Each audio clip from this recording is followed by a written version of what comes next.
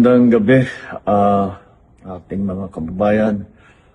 Ikanalulungkot ko na meron po tayo natanggap na report na meron na pong casualty na Pilipino dito po sa gera na nangyayari sa Middle East. Na-report po sa atin ay namatay po ang isang Mary Ann Velasquez de Vera na tigang Pangasinan. Siya po ay isang caregiver sa Israel na tinutulungan ang kanyang alaga para dalhin sa bomb shelter, ngunit hindi na po nakaabot sa bomb shelter at inabutan na sila bago sila nakarating. Siya ay namatay dahil tinamaan ng shrapnel ng mga bumagsak na bomba.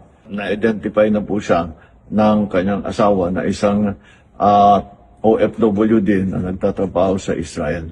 Lahat po ng tulong na kakailanganin ng kanilang pamilya ay ihahatid ng ating pamahalaan. Patuloy po ang ating pag-monitor sa kalagayan ng ating mga kababayan na nasa gitna nitong gera, patuloy pa rin sa Middle East. Asahan po ninyo na pagka meron tayong may i-report, ay i-report ko po sa inyo kagad.